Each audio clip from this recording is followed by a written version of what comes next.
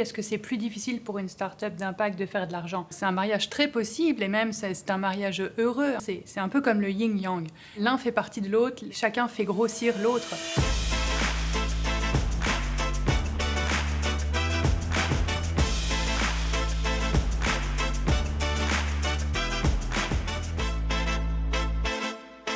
Racontez-nous une expérience dans laquelle tant l'impact que l'argent ont connu un dénouement positif et profitable. Je pense qu'on peut parler de nous chez Polystiver. Ouais.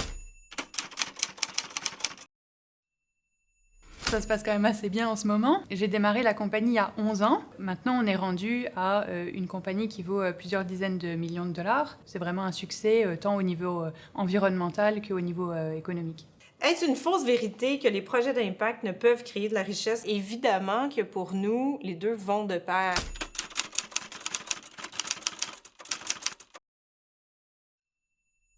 Parce que si l'entreprise, par exemple, n'a pas de succès, bien, elle n'aura pas plus d'impact. Après, est-ce que ça va générer de l'argent? Toute la question est là.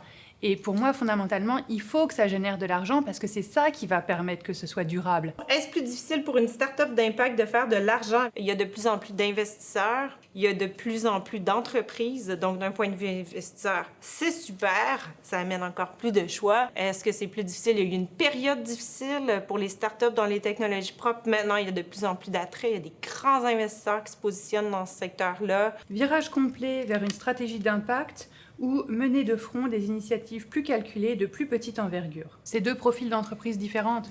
Si tu es une entreprise qui est déjà établie, tu vas devoir modifier des choses dans ta compagnie pour avoir le plus d'impact parce qu'aujourd'hui, c'est ça qu'on veut faire, c'est ça que la société demande, c'est probablement ça que tes employés, tes investisseurs demandent. Donc, je pense qu'aujourd'hui, la meilleure stratégie, c'est de vouloir les deux ensemble.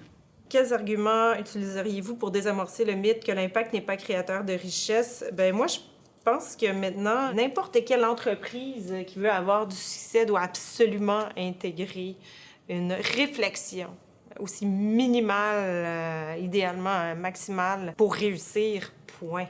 Si elle n'en a pas, ça va être très difficile d'aller chercher du financement, ça va être très difficile. De plus en plus, il y a une pression sociale qui amène des choix des consommateurs. Donc, je pense que c'est pas nécessairement tellement une question d'impact ou pas, c'est juste une question de réussir puis d'avoir du succès.